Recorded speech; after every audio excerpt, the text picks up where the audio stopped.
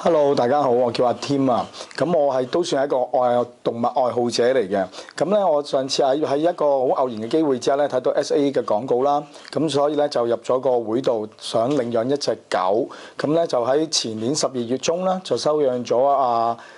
Yomi 啦。咁但係 Yomi 過咗半年之後咧，我覺得我成日翻工啦，可能或者係少咗時間照顧佢，怕佢悶。咁所以咧，我就隨後再考慮啦，收養多一隻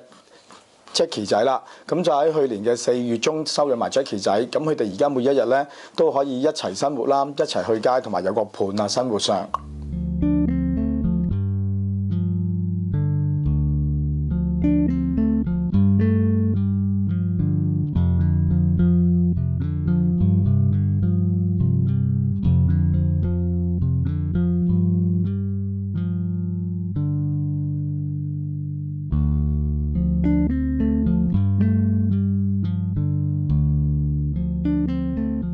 係咁入到去 SA 呢個會裏邊啦，咁就睇一啲狗啦，咁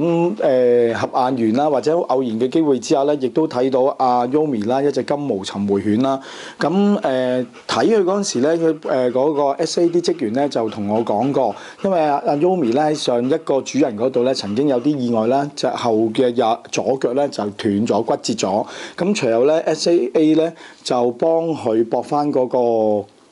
左腳嘅左後腳，咁但係咧好物色咗好耐啦，因為佢嚟緊如果年紀大咗啦，佢隻左後腳嗰個醫療費用啦，同埋嗰個照顧啦，可能好吃力或者一個好重嘅負擔，咁所以一直以來咧 Yomi 咧都揾唔到一個收養到佢嘅主人。咁但係點解我會收養佢嘅咧？因為本身我自己都養開金毛尋回犬嘅，咁養到老死嗰一刻咧就大約12-13歲到啦。咁我隻金毛尋回犬咧就係生癌症死嘅，咁所以變咗照顧狗隻嘅健康啦，或者照顧金毛尋回犬咧，對我嚟講咧就比較容易一啲，同埋容易着手一啲。咁再加上我生活個屋企住嘅環境啦，咁係住啲村屋嘅，咁可以每一日咧都帶阿 Yomi 啦。係一個每日有適量嘅運動，可以幫助佢隻腳咧生得好啲，或者行路嗰陣時咧冇咁礙眼啊。咁所以隨後咧就係決定咗收養阿 Yomi 啦。咁隨後收養咗阿 Yomi 大約半年到啦，咁發覺咧阿 Yomi 有時都一隻狗咧會比較悶啲，咁所以就考慮翻自己嘅環境啦同負擔啦，咁另外亦都收養咗阿大白仔阿 Jackie 啦。咁一般人心目中咧 Jackie 年紀比較大啲，差唔多我收養佢嗰陣時咧接近已經係10歲㗎啦。咁但係對我嚟講咧，唔係在於年齡大細嘅問題。因為大白仔咧，其實佢一般照顧嘅咧，佢平日係好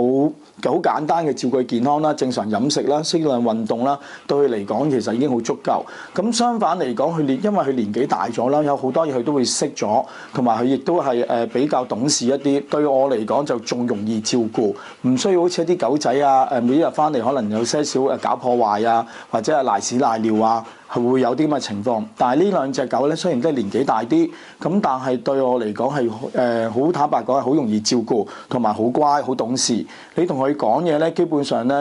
7-8成都識聽㗎啦。你有時開唔開心咧，佢亦都會睇得出，佢亦都有時會走過嚟氹下你嘅。咁所以變咗養狗唔係在於年紀大小問題啦，有一般人心目中就話養一隻狗可能佢10歲啦，可能養多3-4年到，咁佢就會年紀大而老死。咁但係對一隻狗隻嚟講咧，佢可以有一個主人同佢行埋最後一段嘅時間咧，3-4年咧，對佢嚟講已經係好足夠、好開心㗎啦。唔可以用因為年紀大而去衡量一隻狗咯。有時年紀大嘅狗比後生嘅狗更加容易照顧，或者更加玩得開心添。而佢哋日常嘅生活咧都比較得意嘅，除咗啱啱收養阿 Jackie 之後咧，咁頭1個月到啦，打過1次交之後咧，跟住佢哋兩個就互相了解完之後咧，就冇再打交啦。咁啊 Jackie 可能因為上嗰幾手主人啦，佢可能有些少疏忽照顧啦，咁佢係做倉狗嘅，咁對佢嚟講咧，一般嘅食物咧，可能有多嘢咧，美食咧，佢都未食過嘅。我哋需要咧，譬如話買啲乜嘢食物翻嚟咧，要教佢食嘅，要食過啦，好味啦，先識食嘅嚇。如果唔係咧，你就擺喺度咧，佢唔知嗰嚿嘢食得，亦都唔知嗰嚿嘢係乜嘢嚟嘅，就咁有得去擺噶啦。而阿 Yomi 咧就比較為食啲，乜嘢都食嘅，就成日都係唔出聲，會偷我啲嘢食嘅。咁同埋佢會唔識上樓梯啦，因為可能佢上一嗰幾手主人可能住樓啦，而 SA 嘅會咧更加比較平地啊多，咁所以咧就冇樓梯嘅。咁我呢度咧，因為我自己住村屋嘅，咁就可以上第2層啦。咁而阿 Yomi 咧，我要教咗佢好耐咧，先得識得上落樓梯嘅。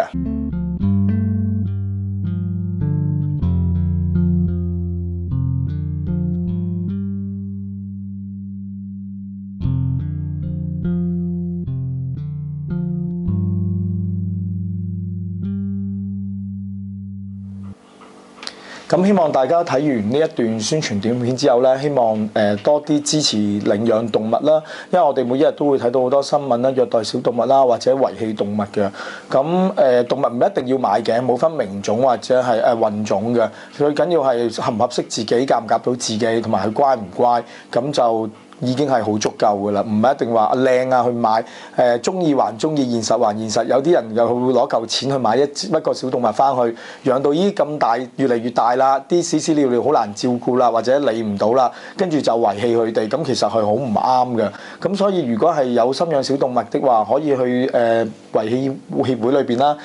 探望下啲小動物啦，望下個現實哦，原來有啲屎屎尿尿啊，要同佢沖涼啊，或者係有狗除啊，我哋要應付嘅。等你哋有心理準備之後，跟住先決定都未遲。又或者喺會裏邊可能隨時都會撞到一隻自己好心儀嘅小動物嘅。